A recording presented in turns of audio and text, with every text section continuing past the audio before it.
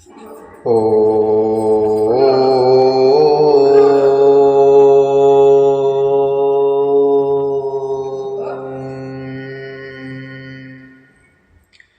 श्री शांब शिवाय नमः। ओम श्री गणेशाय नमः।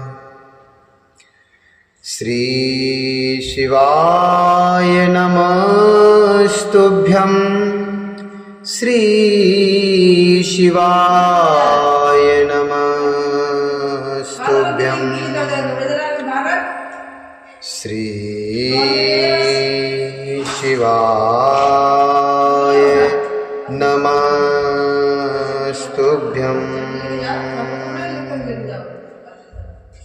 बोलिए शंकर भगवान की जय, भगवती मैया की जय।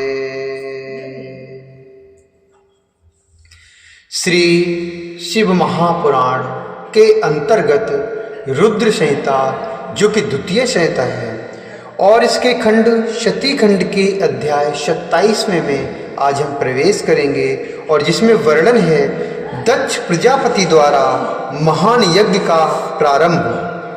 यज्ञ में दक्ष द्वारा शिव के न बुलाए जाने पर दधीच द्वारा दक्ष की भर्त्सना करना, दक्ष के द्वारा शिव निंदा करने पर दधीच का वहां से प्रस्थान। ब्रह्मा जी बोले, हे मुने, एकदा तु मुने तेन यज्ञः प्रारंभितो महान, तत्राहूतास्तदा सर्वे दीक्षतेन सुरर्षयः। दीक्षतेन सुरर्षयः। महर्षयो अखिलास्तत्र। महर्षियो अखिलास्तत्र निर्जराशिषमागतः। यज्ञकरणार्थ हि शिवमाया विमोहितः। यज्ञकरणार्थं हि शिवमाया विमोहितः। शिवमाया विमोहितः। ब्रह्मा जी बोले, हे मुने, एक समय दक्ष ने एक बड़े महान यज्ञ का प्रारंभ किया और दीक्षा प्राप्त उसने उस यज्ञ में सभी देवताओं तथा ऋषियों को बुलाया। शिव की माया से विमोहित होकर सभी महर्षि तथा देवता यज्ञ को संपन्न कराने के लिए आए। अगस्त, कश्यप, अत्रि, वामदेव, भृगु, दधीच, भगवान व्यास, भारद्वाज, गौतम, पैल, पराशर, गर्ग, भार्गव, ककुभ, शित, सुमंतु, त्रिक, कंक और वैशंपायन, ये सब तथा अन्य बहुत से मुनि अपने स्त्री पुरुषों को साथ लेकर मेरे पुत्र दक्ष के यज्ञ में हर्षपूर्वक गए।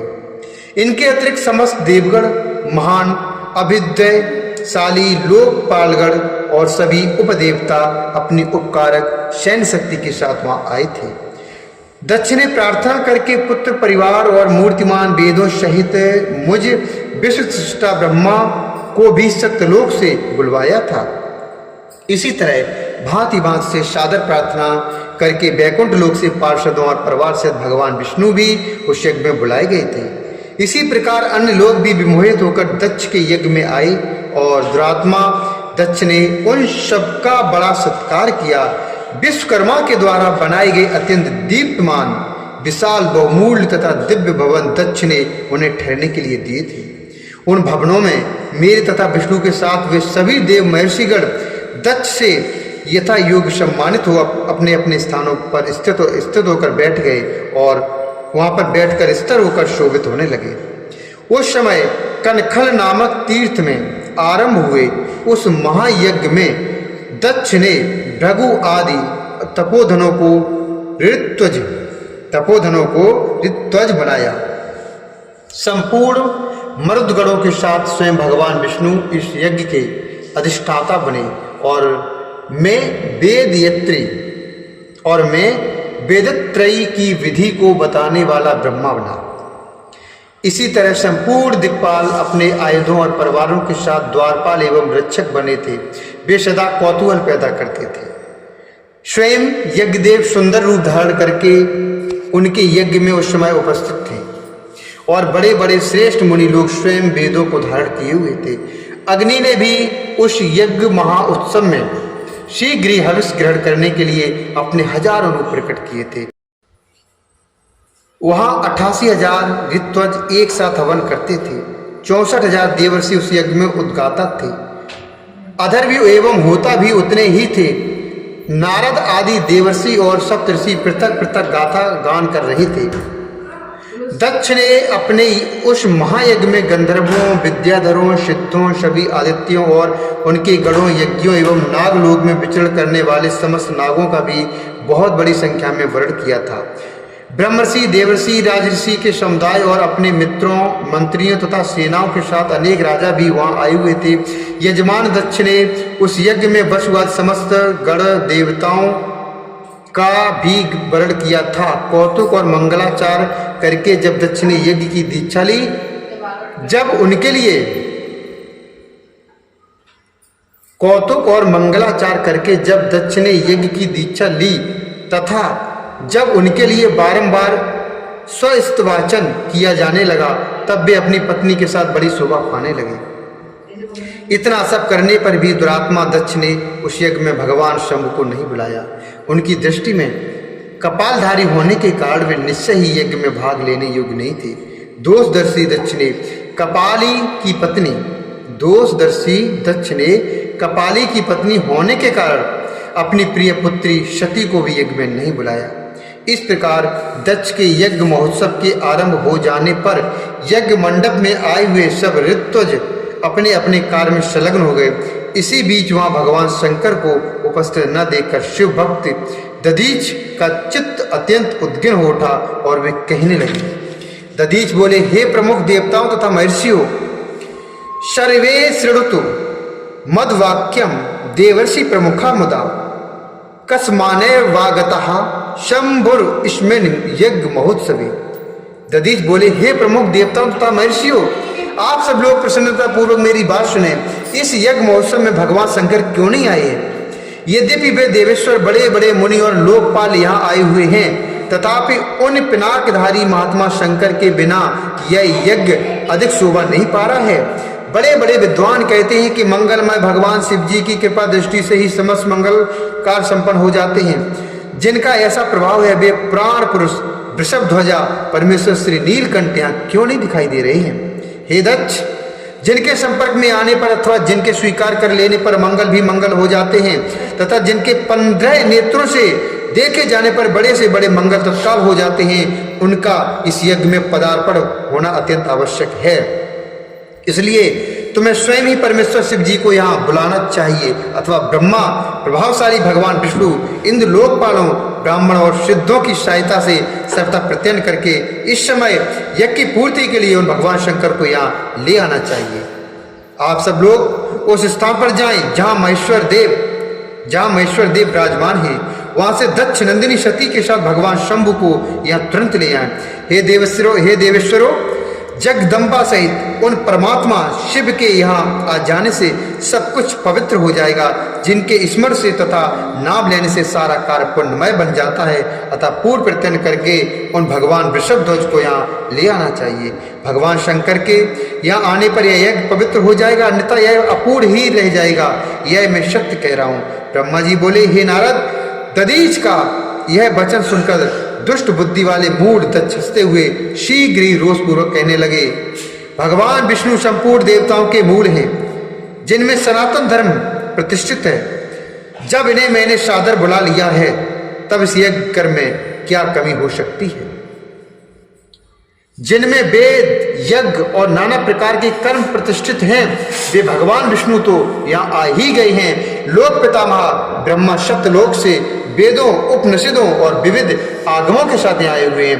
देवगणों के साथ स्वयं देवराज इंद्र भी यहाँ आए हैं तथा निष्पाप आप ऋषिगण भी यहाँ पर आए हैं। जो यज्ञ में सम्मिलित होने योग्य शांत सुपात्र हैं, वेद और वेदार्थ के तत्व को जानने वाले, दृढ़ता पूर्वक व्रत का पालन करने वाले हैं, वे आप सब यहाँ पर पदार्पण कर ही चुके हैं। तब हमें यहाँ रुद्र से क्या प्रयोजन है? हे विप्र, मैंने ब्रह्मा जी के कहने से ही अपनी कन्या रुद्र को दी थी। हे विप्र, हर कुलीन नहीं है, हर कुलीन नहीं है, उसके माता पिता नहीं है, वह भूत प्रेतों पिशाचों का स्वामी अकेला रहता है। हे विप्र, हर कुलीन नहीं है, उसके माता पिता नहीं है, वह भूत प्रेतों पिशाचों का स्वामी अकेला रहता है और उसका अतिक्रमण करना दूसरों के लिए अत्यंत कठिन है। वह आत्म प्रशंसक, मूढ़, जड़, मौनी और ईर्ष्यालु है। वह इस यज्ञ कर्म के योग्य नहीं है, इसलिए मैंने उसको यहाँ नहीं बुलाया है। अतः दधीच, आप ऐसा पुनः कभी न कहें। आप सभी लोग मिलकर मेरे इस महान यज्ञ को सफल बनाएं। ब्रह्मा जी बोले।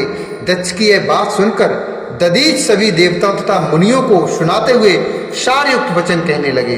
दधीच बोले, हे दक्ष, अयज्ञो अयम महाजातो बिना तेन शवेन ही विनाशो अपि विशेषेण ह्यत्र तेहि भविष्यति। विनाशो अपि विशेषेण ह्यत्र तेहि भविष्यति। एवमुक्त्वा दधीचो शावेक एव विनिर्गतः यज्ञवाटाचिदच्छस्य त्वरितः स्वाश्रमं ययौ। दधीच बोले, हे दक्ष, उन भगवान शिव के बिना यह महान यज्ञ भी अयज्ञ है। निश्चय ही इस यज्ञ से तुम्हारा विनाश होगा। इस प्रकार कहकर दधीच दक्ष की यज्ञशाला से अकेले ही निकलकर अपने आश्रम को चल दिए। तदंतर जो मुख्य शिव भक्त थे, उनके मत का अनुसरण करने वाले थे, वे भी दक्ष को शाप देकर तुरंत वहां से अपने अपने आश्रम को चले गए। मुनि दधीच तथा दूसरे ऋषियों के उस यज्ञ मंडप से निकल जाने पर दुष्ट बुद्धि तथा शिवद्रोही दक्ष मुस्कुराते हुए अन्य मुनियों से कहने लगे। दक्ष बोले, दधीच नामक वे शिव प्रिय ब्राह्मण चले गए और उन्हीं के समान जो दूसरे थे वे भी मेरे यज्ञ से चले गए। यह तो बड़ा अच्छा हुआ। मुझे सदा यह अभीष्ट है।